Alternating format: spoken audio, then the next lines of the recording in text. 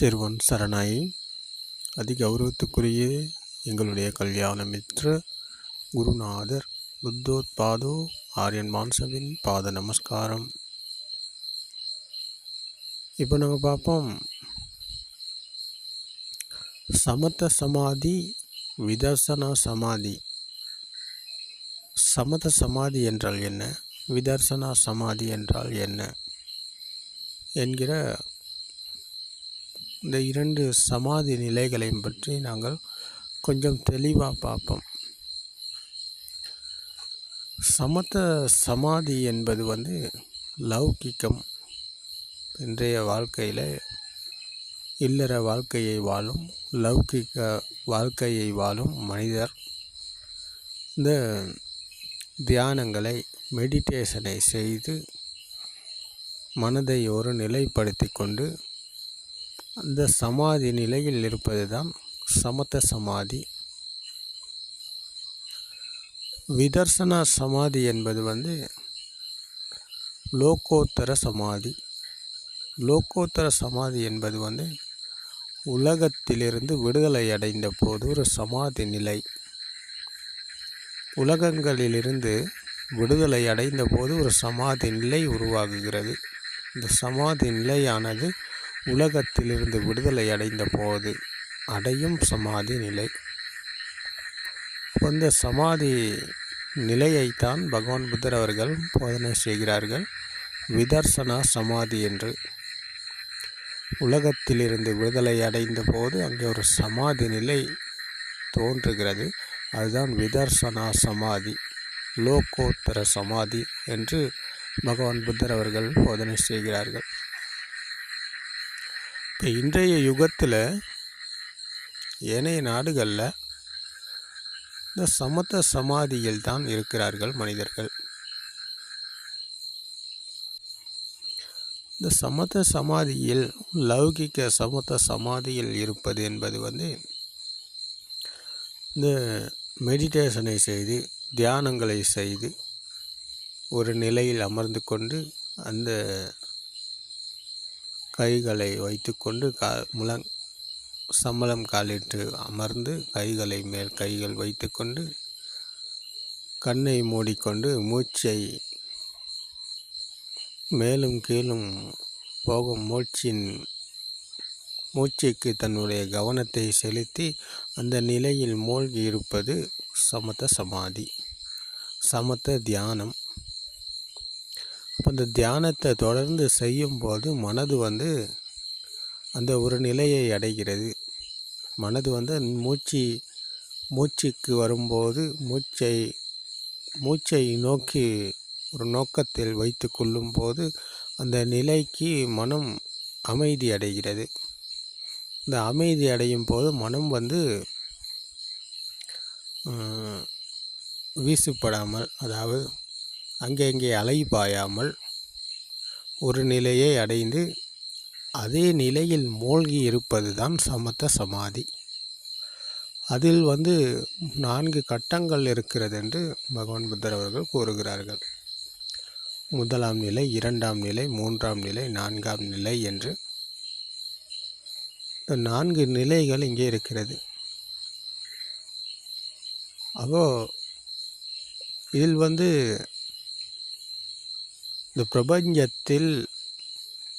இந்த பிரபஞ்சத்தோடு இணைந்த சுபாவம் என்று மூச்சை பிடித்துக்கொண்டு மூச்சில் கவனத்தை வைத்துக்கொண்டு அந்த சமாதி நிலையில் இருக்கும்போது உணர்வு அற்ற சுபாவத்தை அடைகிறது. இந்த உணர்வு அற்ற சுபாவத்தை அடைவது என்பது தான் இந்த பிரபஞ்சத்தோடு இணைந்து கொண்டு இருப்பதாக இவர்கள் இந்த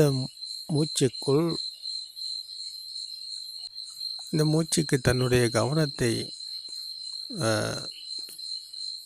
வைத்துக்கொண்டு ஒரு நிலையில் மூழ்கி இருப்பதன் காரணமாக இது அப்படியே இருந்து மனம் அமைதி நிலையை அடைந்து அது உணர்வு அற்ற சுபாவத்தை அடைவதுதான் இந்த பிரபஞ்சத்தோடு இணைந்த சுபாவம் என்று இன்றைக்கு சொல்லும் போதனையாளர்கள் இருக்கிறாங்க. இந்தியாவில் எடுத்துக்கொண்டால் சத்குரு என்பவர் இதைத்தான் சொல்லி கொண்டிருக்கிறார். இந்த பிரபஞ்சத்தோடு இணைந்த சுபாவம். அப்போது இதுதான் என்லைன்மென்ட் என்றும் சொல்கிறாங்க. இந்த என்லைன்மென்ட் என்பது இந்த பிரபஞ்சத்தோடு இணைந்த சுபாவம் என்று சொல்லும் இந்த சமத்த தியானிகள். இந்த சமத்த தியானத்தை தான் புத்தர் அவர்கள் செய்தார்கள். இந்த சமத்த தியானத்தை மேற்கொண்டு இந்த பரவச நிலையில் மூழ்கி உலகத்திலிருந்து விடுதலை அடைந்து இந்த பிரபஞ்சத்தோடு இணைந்து செயல்பட்டார்கள். இதைத்தான் சொன்னார், இதைத்தான் செய்தார் என்று சொல்லும் போதனையாளர்கள் தான் இன்றைக்கி இந்தியாவில் பார்த்தா நிறைய போதனையாளர்கள் இதைத்தான் சொல்லி கொண்டிருக்காங்க. அப்போது பகவான் புத்தர் சொல்வது இது அல்ல. இதை எல்லாத்தையும் கைவிட்டார் புத்தர் அவர்கள். இது எல்லாத்தையும் கைவிட்டதை தான் இன்றைக்கு எல்லாமே பிடித்து கொண்டிருக்காங்க. பகவான் புத்தர் அவர்கள் கைவிட்டதை இன்னைக்கு பிடித்து கொண்டு இதுதான் செய்தார், இதைத்தான் சொன்னார் என்று போதனை செய்யும் போதனையாளர்கள் தான் இன்றைக்கு உலகத்தில் இருக்கிறாங்க நிறைய பேர். பகவான் புத்தர் அவர்கள் புத்த சுபாவத்தை அடைய முதல்ல கயாசிசி போதி முலைக்கு வர முதல்ல காட்டில் பல குருமார்களை சந்தித்தார்கள். குருமார்களிடத்தில் பயிற்சிகளை மேற்கொண்டார்கள். அப்போ அவர்கள் எல்லாமே பயிற்சி அளித்தது இந்த சமத்த சமாதிக்கு வருவது. சமத்த சமாதியில் இந்த லௌகிக சமாதி நிலையில் தியானங்களை மேற்கொண்டு இந்த பிரபஞ்சத்தோடு இணைந்து இருந்தது. அப்போது அந்த நிலையில் இருப்பது என்பது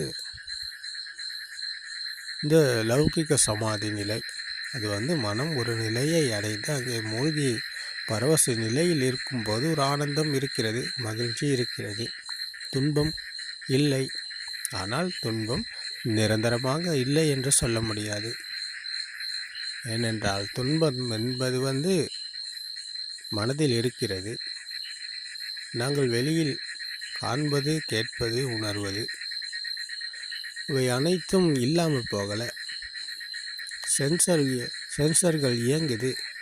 இப்போ இயங்கும் போது தியானத்தில் மூழ்கி மனதை ஒருநிலைப்படுத்தி கொண்டு மூழ்கி இருப்பதனால உலகம் இல்லாமல் போகலை. அவருக்கு உலகத்தை அவர் வெல்லலை, உலகத்திலிருந்து அவர் விடுதலை அடையலை, பிரகானைக்கு வரலை. அவர் இருப்பது ததங்க பிரகானையில். மனதை ஒரு நிலைப்படுத்தி கொண்டு இருப்பது என்பது ததங்க மற்றும் நிஷ்கம்மன. ததங்க நிஷ்கம்மன் என்பது பந்தை தண்ணீருக்குள் அழுத்தி பிடித்து கொண்டு இருப்பதை போல மனதை ஒரு நிலையில் வைத்து கொண்டு இருப்பது.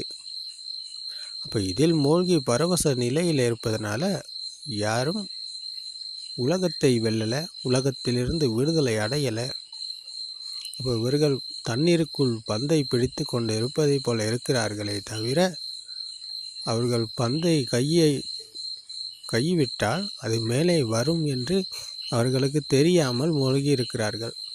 அப்போ இதுதான் கண் இருந்தும் குருடர்களைப் போல வாழும் இந்த மனிதர்கள் இப்படித்தான் இன்றைக்கி இருக்கிறாங்க. பெரிய பெரிய மகான்களைப் போல, பெரிய பெரிய ஆட்களைப் போல, பெரிய குருமார்கள், லட்சக்கணக்கான சீடர்களை வைத்துக்கொண்டு இதைத்தான் போதை செய்து கொண்டிருக்காங்க. அப்போ இதெல்லாத்தையும் கைவிட்டார் பகவான் புத்தர் அவர்கள்.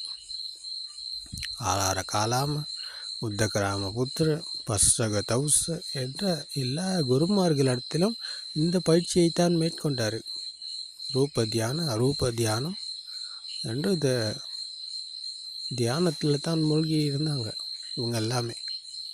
அப்போ இதெல்லாத்தையும் கைவிட்டுட்டு தான் கடைசியாக இப்போ என்ன பண்ணுறாரு, இதில் எங்கேயுமே மனதில் மேலும் வலி இல்லை, துன்பத்தில் மேலும் வலி எங்கேயுமே இல்லை என்பதை நன்றாக புரிந்து கொள்கிறார். அப்போது புரிந்து கொண்டு தான் அங்கேருந்து விடை பெறுகிறார். விடை பெற்று கொண்டு போயிட்டு தான் பட்டிச்ச சமுப்பாதை என்ற கயாசேசி போதி முலையில் இந்த பட்டிச்ச சமுப்பாதை என்ற மனம் உருவான விதத்தை பற்றி ஒரு விமர்சனத்தை செய்கிறார்கள். அப்போ இந்த விமர்சனமானது தான் விதர்சனா தியானம். அப்போது மனம் உருவான விதம் பற்றி தெரிந்து கொண்டு மனதின் மாயையிலிருந்து விடுதலை அடையும் வழியில் பயணம் செய்து மனதிலிருந்து முற்று முழுதாக விடுதலை அடைவதுதான் விதர்சனா சமாதி. இதுதான் லோகோத்தர சமாதி நிலை. அப்போது உலகம் இல்லை என்றால், உலகம் என்பது சென்சர்களால் உருவாக்கப்பட்டது. கண், காது, மூக்கு, நாக்கு, உடம்பு என்ற 5 உற்பத்தி நிலையங்களாலும் உருவானது தான் மனது. இப்போ மனதில் தான் உலகம் இருக்கிறது. அப்போ சலாயத்தன லோகோ சலாயத்தன நிரோதோ நிப்பானோ. இப்போ இந்த 6 உற்பத்தி நிலையங்கள் கண், காது, மூக்கு, நாக்கு, உடம்பு மற்றும் மனது. இப்போ இந்த 6 உற்பத்தி நிலையங்களால் உருவாக்கப்பட்டது தான் உலகம். உலகத்திலிருந்து விடுதலை அடைந்தால் நிர்வாணம் அடைவோம் என்ற சத்தியத்தை தான் பகவான் புத்தர் அவர்கள் புத்த சுபாவத்தில் பிரத்யக்ஷம் அடைகிறார்கள். இந்த பிரத்யக்ஷம் அடைந்த பகவான் புத்தர் அவர்கள் உலகத்திலிருந்து விடுதலை அடைகிறார்கள். காம பூமி, ரூப பூமி, அரூப பூமி என்ற 3 உலகத்திலிருந்தும் விடுதலை அடைகிறார்கள். விடுதலை அடைந்த போது அங்கே ஒரு சமாதி நிலை தோன்றுகிறது. அதுதான் விதர்சனா சமாதி. இதுதான் லோகோத்தர சமாதி. அப்போ இந்த லோகோத்தர சமாதி என்ற உலகத்திலிருந்து விடுதலை அடைந்த போது சமாதி நிலை உருவாகுகிறது. அந்த சமாதி நிலை தான் அநிமித்த சமாதி என்று பகவான் புத்தர் அவர்கள் கூறுகிறார்கள். அநிமித்த அப்ரணீத்த சேத்த விமுக்தி என்று பகவான் புத்தர் அவர்கள் இதைத்தான் கூறினார்கள். அநிமித்த என்றால் நிமித்தத்துக்குள் மனதை வைத்துக்கொண்டு மூழ்கி இருப்பது அல்ல. நிமித்தங்கள் உண்மை இல்லை என்று சத்தியத்தை புரிந்து கொண்ட சுபாவத்தில், பிரத்யக்ஷம் அடைந்த சுபாவத்தில், அநிமித்த என்ற நிமித்தங்களில் உண்மை இல்லை என்ற சத்தியத்தை புரிந்து உணர்ந்த போது அநிமித்த அப்ரணீத்த என்றால் இங்கே அப்படி ஒன்று இல்லை, இங்கே எதுவுமே கிடையாது என்ற இந்த உலகம் ஒன்று இல்லை என்ற சுபாவத்துக்குள் அவர் வருகிறார். உலகம் எங்கேயும் கிடையாது, இந்த சென்சர்களால் உருவாக்கப்பட்ட இதுதான் உலகம் என்ற சத்தியத்தை புரிந்து கொள்ளும் போது அப்ரணீத்த அவருக்கு பிடிப்பதற்கு இங்கே ஒன்றும் இல்லை, பிடித்து கொள்வதற்கு ஏதுமே இல்லை. பிடித்து கொள்வதற்கு ஏதும் இல்லை என்றால் சேத்தோ விமுக்தி, சித்தோ விமுக்தியை அடைகிறார். மனதிலிருந்து முற்று முழுதாக விடுதலை அடைகிறார். அப்போ இதுதான் நிர்வாணம் என்று பகவான் புத்தர் அவர்கள் கூறுகிறார்கள். ஒரு நிர்வாணம் அடைவது என்பது இந்த மனதிலிருந்து விடுதலை அடைவது. நாங்கள் இருப்பது மனதுக்கு அடிமையாகி எண்ணங்கள் உண்மை என நம்பிக்கொண்டு சென்று கொண்டிருக்கிறோம். இது உண்மை கிடையாது. எண்ணங்கள் அனைத்தும் மனதின் மாயை, கற்பனை, ஃபேண்டசி. இந்த ஃபேண்டசிக்குள் தான் நாங்கள் மாயைக்குள் தான் வாழ்ந்து கொண்டிருக்கிறோம். இது எங்கேயும் எதுவும் உண்மை கிடையாது. கற்பனையில் மூழ்கி இருக்கிறோம். கற்பனையில் மூழ்கி இருந்து கொண்டு அதை மனதை ஒரு நிலைப்படுத்தி கொண்டு, கற்பனையில் இருந்துக்கிட்டு நாங்கள் மனதை ஒரு நிலைப்படுத்தி கொண்டு அதில் மூழ்கி இருப்பதனால மனதை வெல்ல முடியாது. மனதை ஒரு நிலைப்படுத்தி கொண்டு இந்த ததங்க மற்றும் நிஷ்கமன பிரகான என்கிற இந்த பந்தை தண்ணீருக்குள் அழுத்தி பிடித்து கொண்டு இருப்பதை போல அழுத்தி பிடித்து கொண்டு இருப்பதனால யாரும் உலகத்தை வெல்ல முடியாது, மரணத்தை வெல்ல முடியாது. அவர் சமுச்சேத பிரகானைக்கு வரணும். மனதிலிருந்து முற்று முழுதாக விடுதலை அடையணும். அதுதான் சமுச்சேத பிரகான. பகவான் புத்தர் கூறிய சத்தியம் இதுதான். மனதிலிருந்து முற்று முழுதாக விடுதலை அடையும் வழியைத்தான் பகவான் புத்தர் அவர்கள் போதனை செய்தார்கள். மனதிலிருந்து முற்று முழுதாக விடுதலை அடைந்தால் அவர் நிர்வாணம் அடைவார். எண்ணங்களிலிருந்து விடுதலை அடைந்தார் அவர் நிர்வாணம் அடைவார். நிர்வாணம் என்பது எங்கேயும் இருப்பது கிடையாது. 3 காலங்கள் இருப்பது இந்த எண்ணங்களில். இறந்த காலம், நிகழ்காலம், எதிர்காலம். இப்போ காலங்கள் எல்லாமே எண்ணங்கள். நாங்கள் எதிர்காலத்தை பற்றி என்னதான் கற்பனைகளில் வளர்த்து கொண்டு இருந்தாலும் அவை அனைத்தும் இந்த நொடிக்கு ஒரு எண்ணம் மட்டுமே. இறந்த காலத்தை பற்றி நாங்கள் என்னதான் ஃபீல் பண்ணிக்கிட்டு இருந்தாலும் அது இந்த நொடிக்கு ஒரு எண்ணம் மட்டுமே. அப்போ இதுதான் கற்பனை. அப்போ இந்த கற்பனையிலிருந்து நாங்கள் விடுதலை அடைந்தால் இந்த நொடிக்குள் விழித்து கொள்வோம். இப்போ 3 காலங்கள் உண்மையாகாது. கற்பனை என்ற சத்தியத்தை புரிந்து கொண்டவர், 3 காலங்களில் இருந்து விடுதலை அடைந்தவர் இந்த நொடிக்குள் விழித்து கொள்கிறார். அந்த நொடியில் தான் இருக்கிறது நிர்வாணம் என்பது இந்த நொடிக்குள் விழித்து கொள்வது தான் நிர்வாணம். 3 காலங்கள் கற்பனை என்ற சத்தியத்தை உணர்ந்து புரிந்து பக்தியற்றம் அடைவதுதான் நிர்வாணம். அப்போ நொடிக்குள் விழித்து கொண்டபோது அதுதான் சமத்த சமாதி அல்லது விதர்சனா சமாதி என்று பகவான் புத்தர் அவர்கள் கூறுகிறார்கள். லோகோத்தர சமாதி. இது ஒரு இடத்துல உட்காந்துக்கிட்டு கண்ணை மூடிக்கிட்டு கைகளை வைத்து கொண்டு மனதை ஒரு நிலைப்படுத்தி கொண்டு பரவச நிலையில் இருப்பது அல்ல. இது அந்த சமத்த சமாதி என்பது அழிந்து போகக்கூடியது, இல்லாமல் போகக்கூடியது. அதற்கு நிரந்தரமானது என்று சொல்ல முடியாது. சமத்த சமாதி என்பது நிரந்தரமற்றது, எந்நேரமும் அது அழிந்து போகலாம். ஆனால் விதர்சனா சமாதி என்பது அழிய முடியாதது, அழிவு கிடையாததுக்கு. ஏனென்றால் உலகம் ஒன்று இல்லை என்ற சத்தியத்தை அவர் புரிந்து உணர்கிறார்.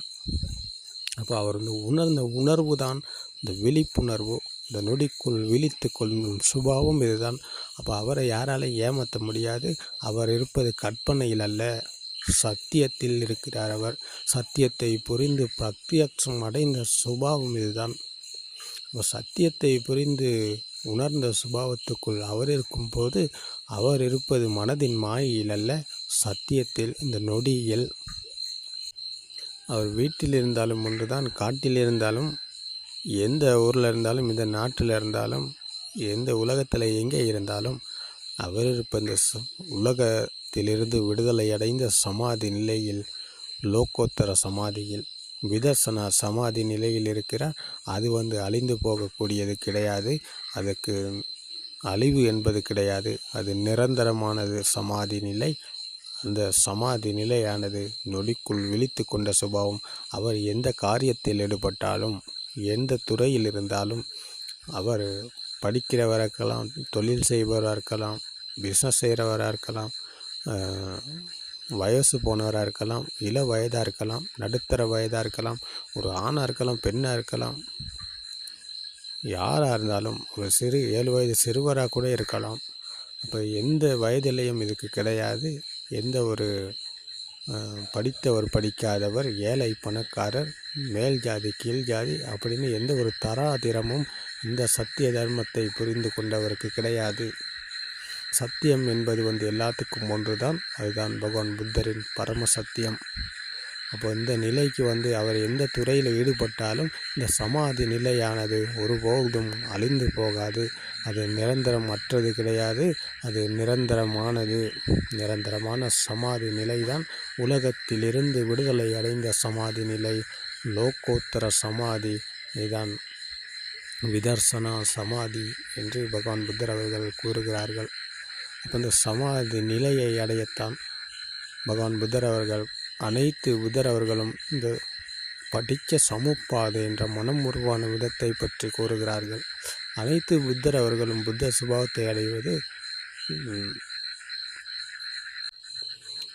சத்குருவை போல மனதை ஒரு நிலைப்படுத்தி கொண்டு சமத்த சமாதியில் மூழ்கி இருந்து கொண்டு அதில் பிரபஞ்சத்தோடு இணைந்த சுபாவம் என்று நினைத்து கொண்டு போதனைகள் வழங்குவது அல்ல புத்தர் அவர்கள் செய்வது. அனைத்து புத்தர் அவர்களும் படிக்க சமுப்பாதை என்ற மனம் உருவான விதத்தில் தான் புத்த சுபாவத்தை அடைகிறார்கள். மனம் உருவான விதத்தை முதலில் தெரிந்து கொண்டு அதில் மாயையை புரிந்து கொண்டு மாயையிலிருந்து விடுதலை அடையும் வழியில் பயணம் செய்து முற்றுமுழுதாக விடுதலை அடைந்த விடுதலை அடைந்த போது 3 உலகத்திலிருந்தும் விடுதலை அடைந்த போது இங்கே சமாதி நிலை ஒன்று தோன்றுகிறது. விதர்சனா சமாதி, உணர்வு அற்ற சுபாவம். இந்த உணர்வு அற்ற சுபாவம் தான் புத்த சுபாவம். உணர்விலிருந்து முதலில் உணர்வுக்குத்தான் வருகிறார். சத்தியத்தை புரிந்து கொண்டு சத்திய ஞானம் அடையும் போது, சத்திய ஞானம் என்பது சத்தியத்தை உணர்ந்த சுபாவம். இதுதான் உணர்வு.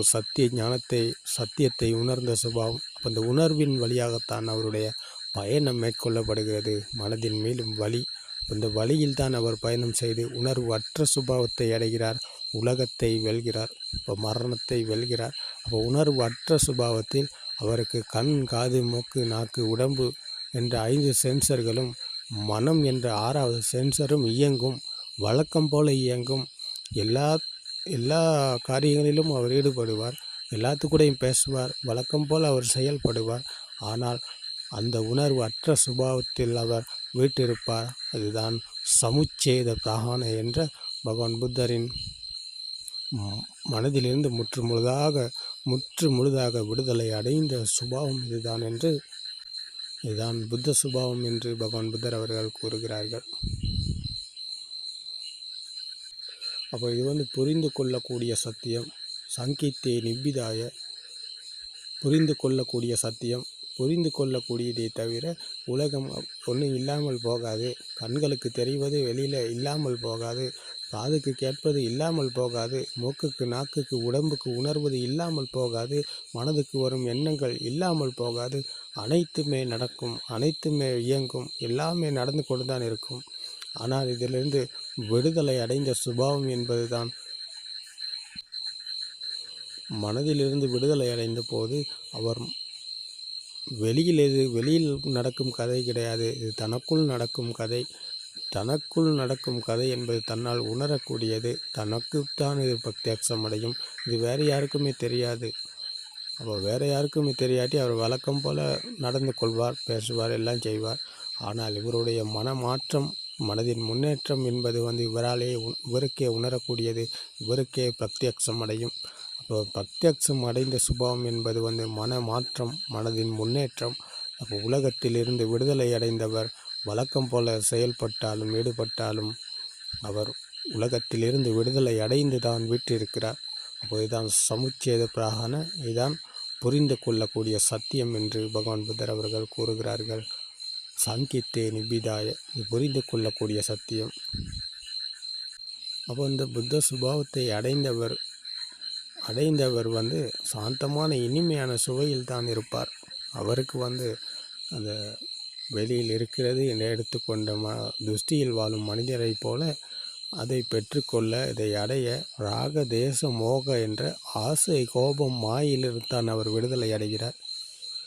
பொய், பித்தலாட்டம், கபடித்தனம், வஞ்சகம், தெருக்குசு, இந்த மாதிரி கொடூரமான வாழ்க்கையிலிருந்து அவர் விடுதலை அடைகிறார். உலகத்திலிருந்து விடுதலை அடைந்த போது அவரிடம் இருந்த ராக தேச மோக என்ற ஆசை, கோபம், மாயிலிருந்து அவர் விடுதலை அடைகிறார். அப்போது இந்த மாயிலிருந்து விடுதலை அடைந்த போது அவருக்கு மனதில் எரிந்து கொண்ட தீதான் இங்கே அணைகிறது.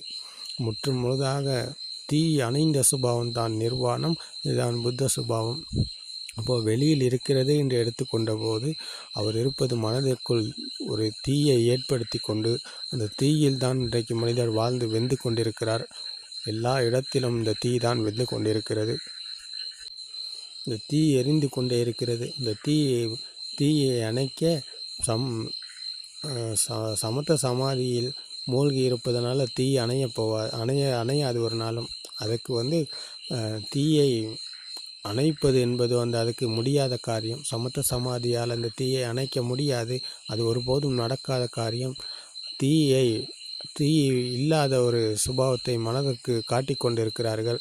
தீ இல்லை, இதுதான் குளிர்ந்த நிலை என்று மனதை ஒரு நிலைப்படுத்தி கொண்டு அதில் மூழ்கி இருப்பதனால அவர் தீயிலிருந்து விடுதலை பெறலை. தீ மனதில் எரிந்து கொண்டு தான் அவருக்கு இருக்கிறது. அது அந்த சாம்பலுக்கு அடியில் இருக்கும் நெருப்பை போல படிந்து உள்ளுக்கு இருக்குது. சாம்பலுக்கு அடியில் நாங்கள் பார்க்கும்போது மேலே தெரியும் சாம்பல் மட்டும்தான். அதுக்குள்ளே தீ, நெருப்பு இருப்பது வெளியில் பார்க்குறதுக்கு தெரியாது. ஆனால் அது புகைந்து நெருப்பை நெருப்பை எரியக்கூடிய அளவுக்கு அங்கே தீ இருக்கிறது. அந்த தீ முற்றுமுழுதாக இல்லாமல் போகலை. ஆனால் இந்த